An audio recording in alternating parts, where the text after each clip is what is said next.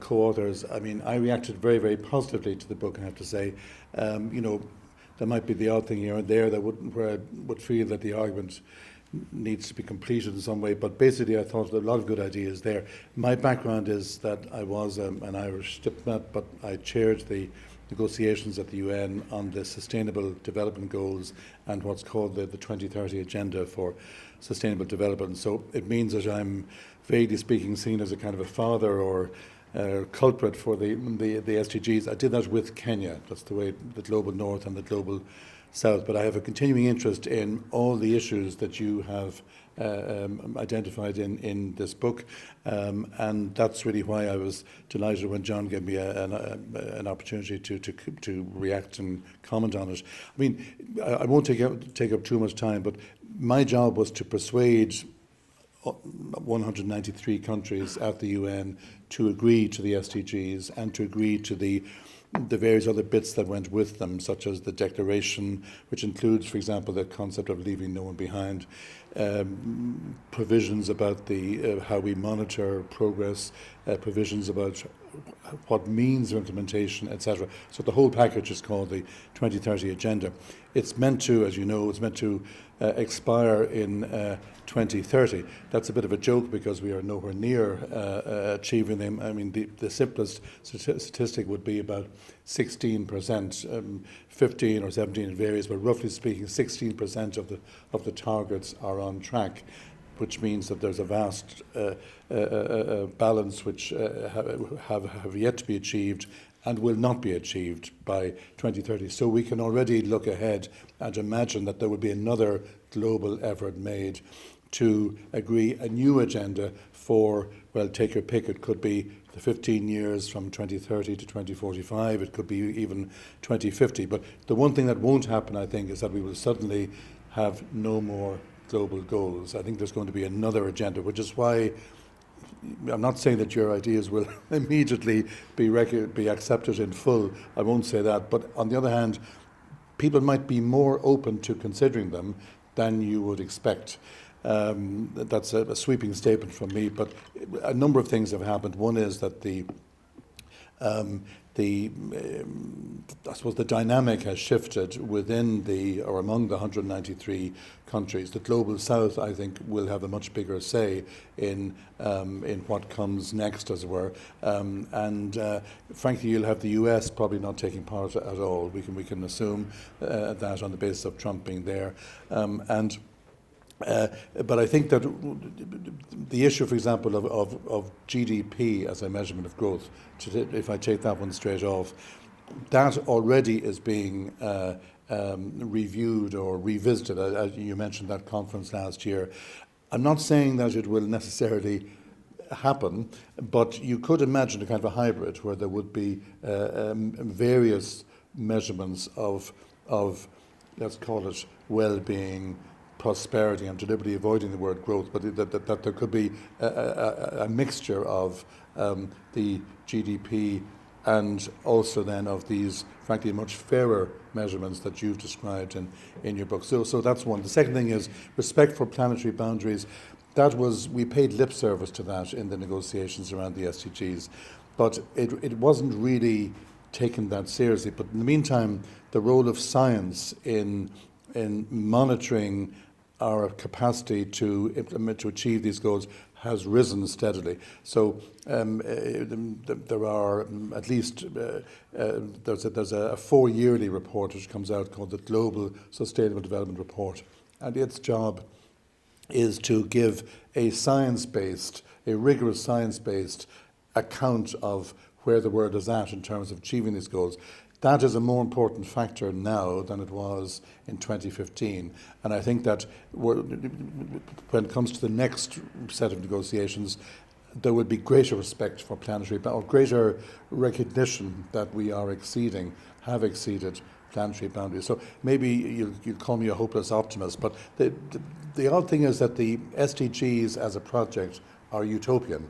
And although you might think that utopianism would be thrown out the window, oddly enough, all the countries in the world say, we want something like this.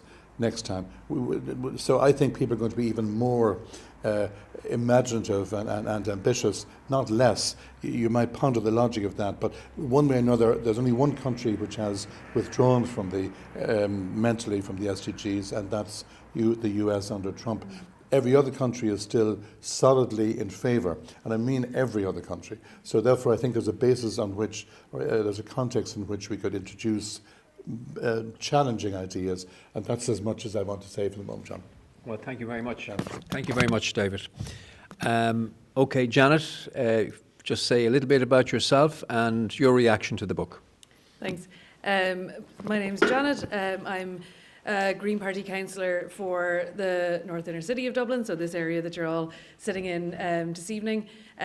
So I've been on Dublin City Council since 2019, and I guess before then I would have started my career in the global development sector, and looking at the kind of things within the how inequalities are rendering at an international level, and sometimes I do sort of think about it as an unusual thing that I started off with such a grand ideas about, like, look, fixing the problems of the world, and now I spend most of my days fixing the problems of the footpath outside my front door instead of fixing the wider issues. But I think that's sort of a lot of the ideas that are touching upon there about how global and local issues interconnect, and how you look at the visions of what degrowth means, what donut economics means, what recognising limits mean within our ambitions at our local level and within how we all live our lives, as well as at the global level. So I think there's sometimes it feels like a tension there, that you can get distracted into the microcosms of your own lives, and sometimes it feels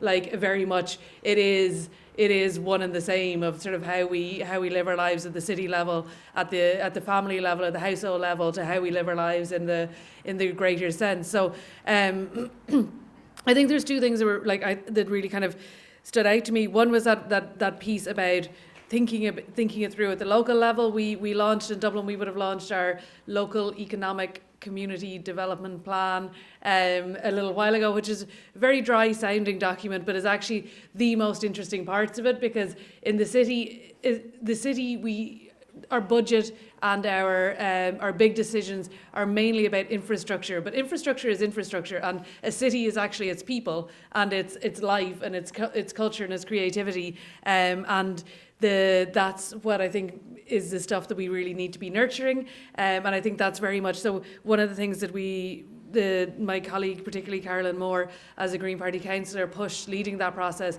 was bringing the concept of donut economics into the plan for Dublin, and making us sort of like look at it through that lens and look at our city through that lens. And I think that was a huge thing to be able to do, and a huge opportunity there for how we can conceptualize things a bit differently. And it's also about when we had the launch of it there, we had fabulous dancing and singing and community groups that were doing not the best singing and dancing in the world, but the sort of stuff that is what community life and city life is about, because it's people thriving together.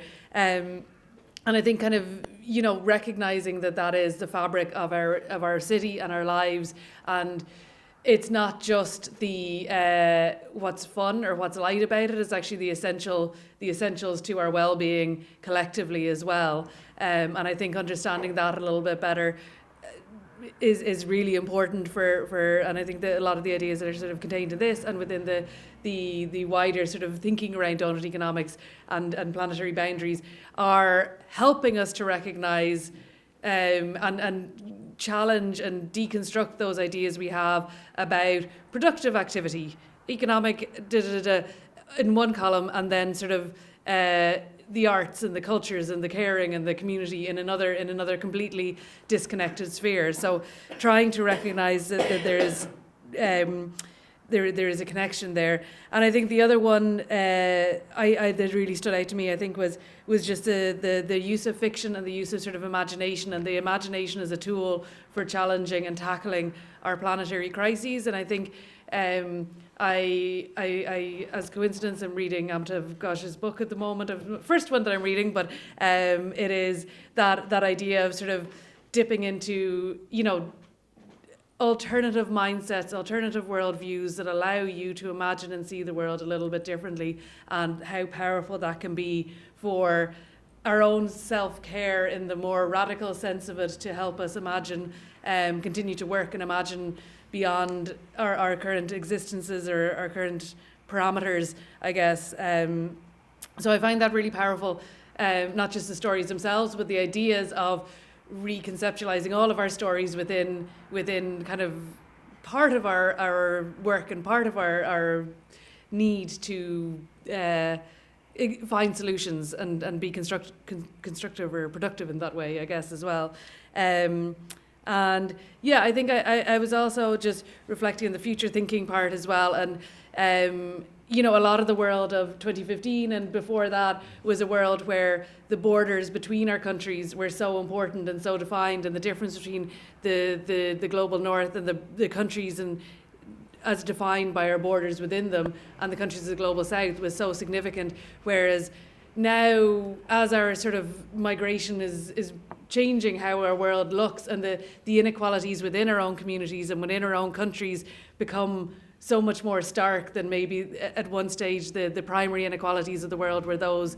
And while it's still, there are massive inequalities between different areas of the world, but the inequalities of wealth and poverty are rendered within our own countries and within our own borders and boundaries, and borders don't contain us or our imaginations or our connection, but nor do they contain our problems in the same way. And I think that there's a huge imagination piece there about how we can kind of reconceptualize how we connect with others creatively and positively, as well as sort of recognizing that our world is, the problems of our world are more shared than ever, maybe, and we don't have the luxury or the to say, well, I live over here, and therefore climate change isn't relevant to me. Nor is, you know, the war and the changes of what's happening in Syria over the weekend will come home to us, because we have members of our own communities who will be impacted very strongly by that, and you know that what it really means to live in a globalized world. So. Those were the themes I was reflecting on anyway as I was reading. I hope they're somewhat relevant. They certainly are. Thank you very much, Janet. And now we have Anne B. Ryan. Anne has written extensively on these issues, and Anne, you even had a book called Enough as well, isn't that correct? Same title. Enough is Plenty. Enough is Plenty, which is true. So, Anne, please tell us a little bit about yourself and your reaction to the book. Thanks. Hello, everyone.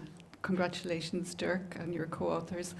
Thanks for inviting me to be here this evening. Yeah, I love the book. It's the latest. Oh, just a bit about myself. Yeah, I'm a pensioner. I have a basic income.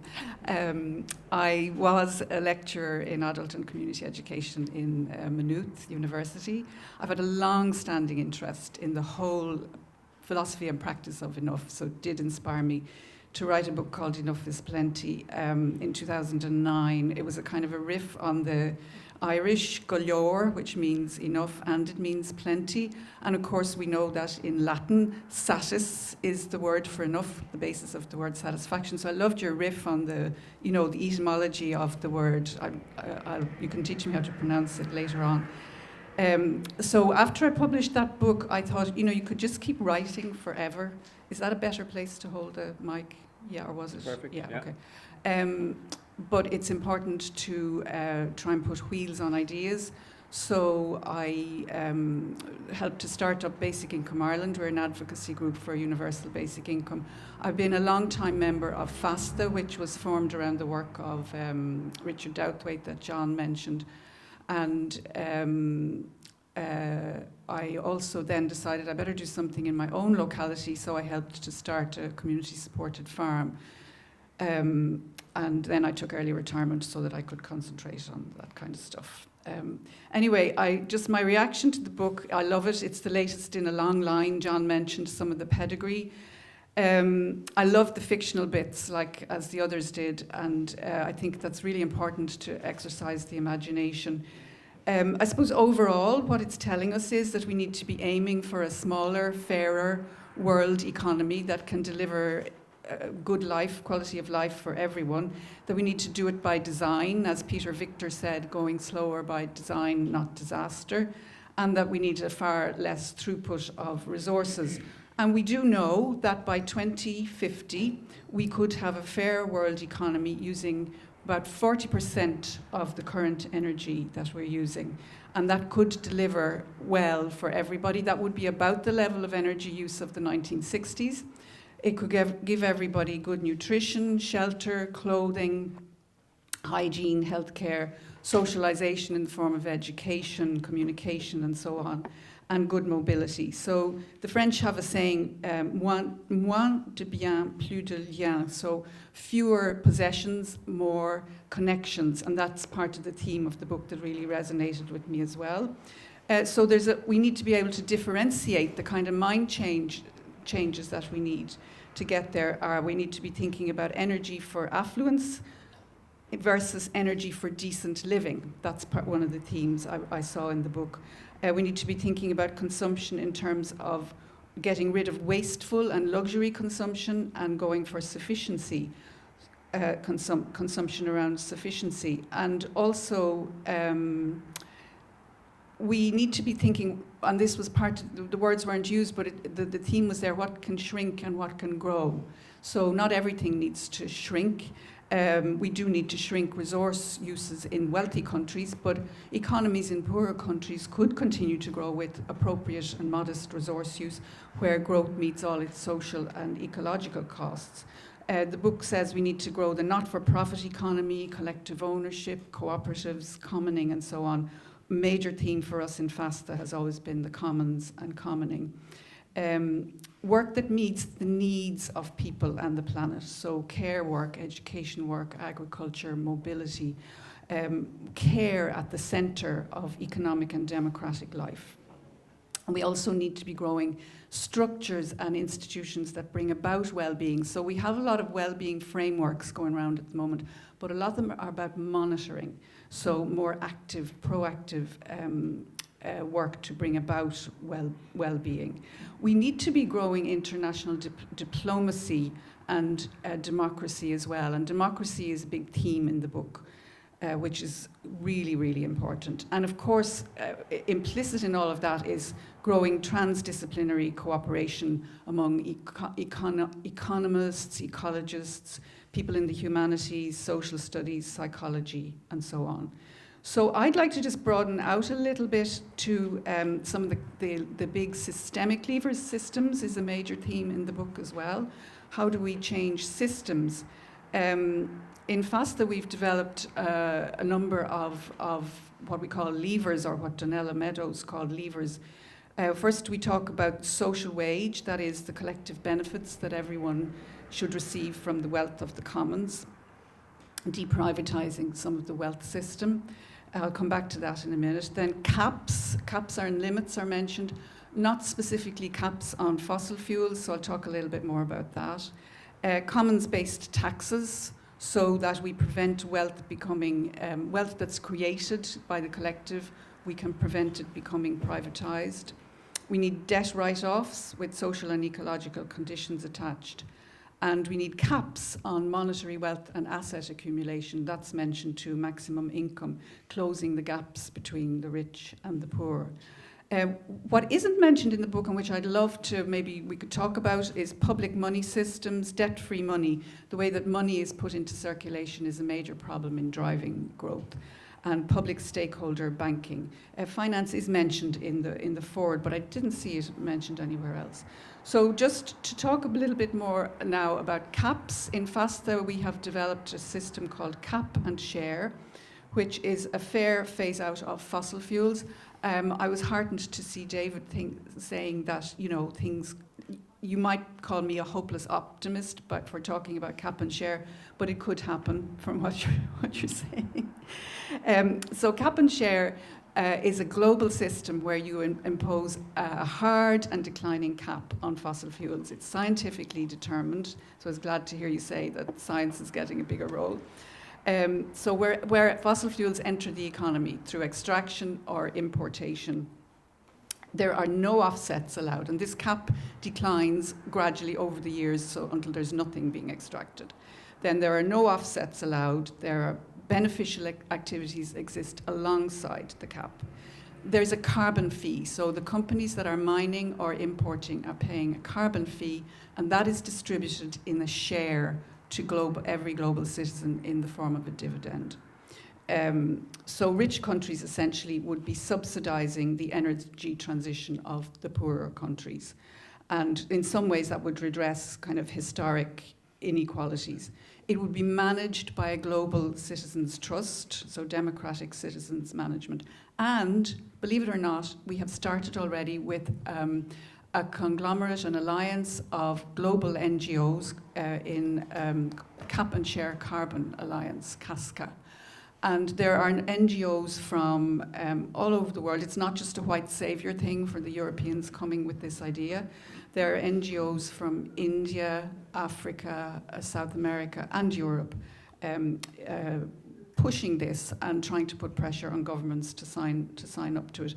It would be wonderful if if all the countries of the world would sign up to it all at once. They're not going to. But rich countries could partner with poor countries, say in the way you did with the Sustainable Development Goals. And the EU as a bloc could partner with a bloc of poorer countries. So it would also provide a model for phasing out other problematic resource extraction. And then the other thing I wanted to say was that the social wage isn't named as such in the book, but it is mentioned in the form of universal basic services and public services, and there's a lovely discussion there on the distinction between them and how the commons can provide basic services as distinct from public services. I really like it. But I would urge you, Dirk, and the other authors, to give more consideration to the inclusion of universal basic income in the whole social wage. I think it's essential.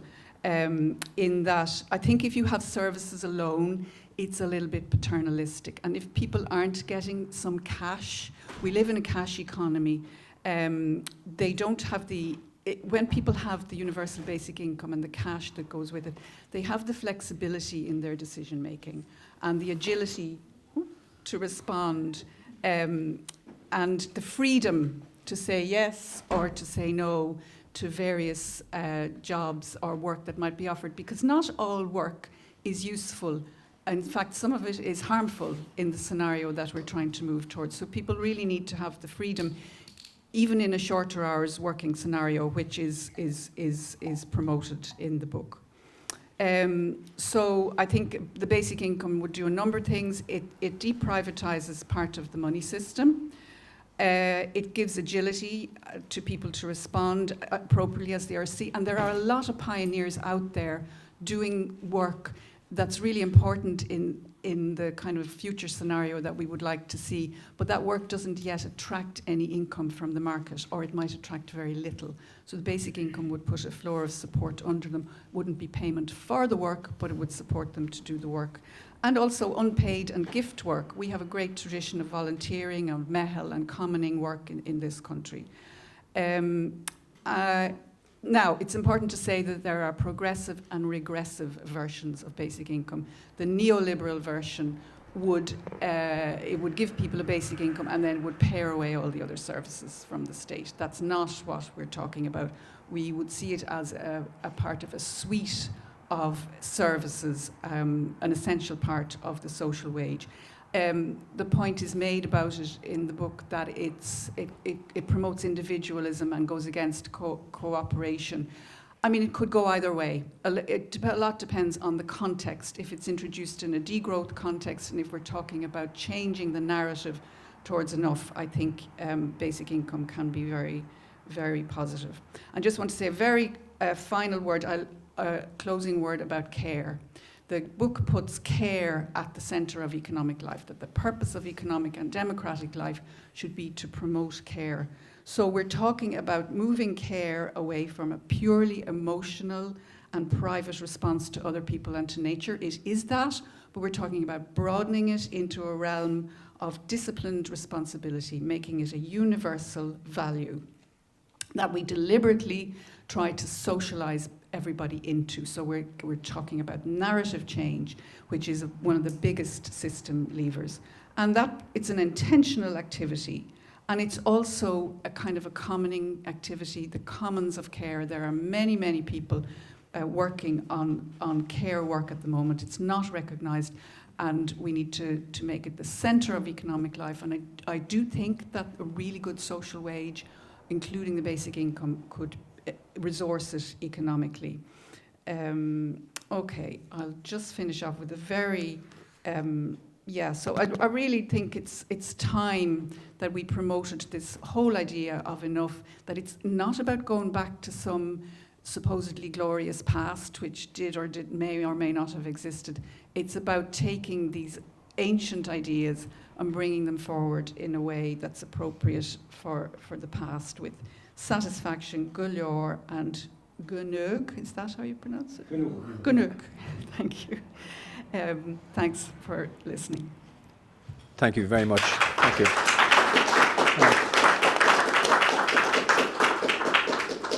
Well,